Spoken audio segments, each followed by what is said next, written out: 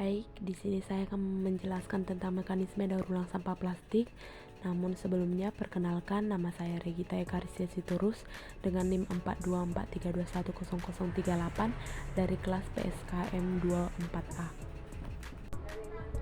Apa itu sampah plastik? Sampah plastik adalah limbah yang berasal dari produk plastik yang sudah tidak digunakan, seperti kantong plastik, botol, dan kemasan sekali pakai.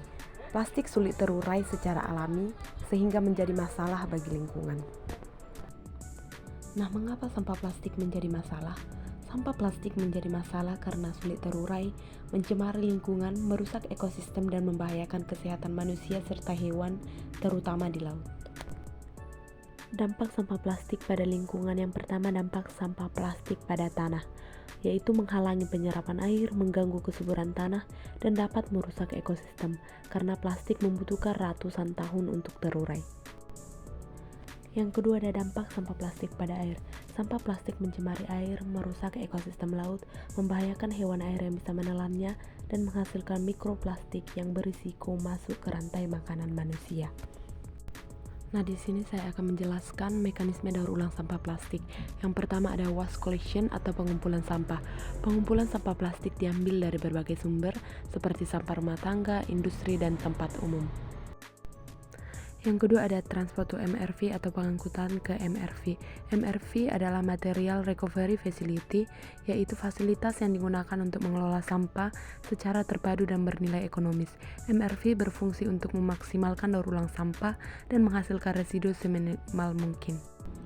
Yang ketiga ada sorting atau sortir. Nah, pensortiran ini dilakukan untuk memisahkan sampah dari bahan-bahan berbahaya seperti adanya besi yang dapat merusak mesin daur ulang dan adanya zat kimia yang dapat merusak atau mencemari proses peleburan. Yang keempat, bundling atau memilah sampah, yaitu memisahkan plastik berdasarkan jenisnya seperti PET atau polyethylene terephthalate. Yang kedua ada HDPE, yaitu High Density Polyethylene. Yang ketiga ada PVC atau polyvinyl chloride. Nah, mekanisme yang kelima ada shredding atau memecah sampah, yaitu memotong plastik menjadi pecahan yang kecil agar mudah diolah. Nah, yang keenam ada washing atau mencuci sampah. Nah, pencucian sampah ini berguna untuk memisahkan sisa-sisa sampah plastik dari sisa makanan, sisa minuman, atau sisa bahan-bahan yang berbahaya lainnya. Nah, yang ketujuh ada melting reorganization atau reorganisasi peleburan. Sampah plastik tersebut dileburkan atau dilelehkan kemudian dibentuk menjadi bentuk pelet atau cetakan. Nah, hasil daur ulang sampah plastik bukan hanya menjadikan botol plastik yang baru atau kantong plastik yang baru, namun hasil daur ulang plastik juga dapat digunakan sebagai BBM seperti gasolin. Nah, bagaimana cara membuat bahan bakar minyak dari hasil daur ulang sampah plastik ini? Berdasarkan riset tahap awal, sampah plastik berhasil dikonversi menjadi minyak dengan metode pirolisis. Minyak hasil pirolisis sampah plastik akan diolah lebih lanjut menjadi produk siap pakai sesuai dengan hasil karakterisasinya seperti menjadi gasolin, solar, atau pelarut atau solvent. Lalu apa itu pirolisis yang mampu merubah sampah plastik menjadi bahan bakar minyak?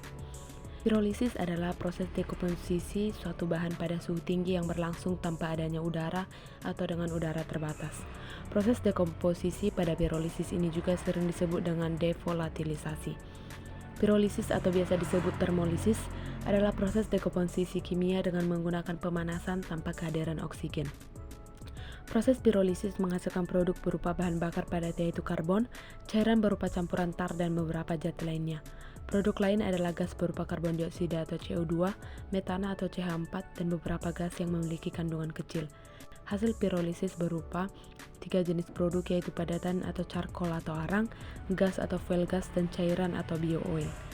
Umumnya, proses pirolisis berlangsung pada suhu di atas 300 derajat Celcius dalam waktu 4-7 jam. Namun, keadaan ini sangat bergantung pada bahan baku dan cara pembuatannya.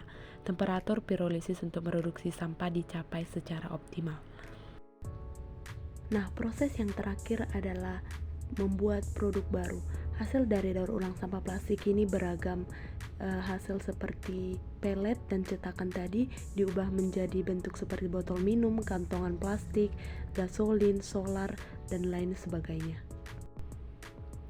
Baik, sekian dari pemaparan materi saya dengan judul bioindustri dengan tema mekanisme daur ulang sampah. Jika ada kesalahan kata atau materi yang saya sampaikan, saya memohon maaf. Terima kasih.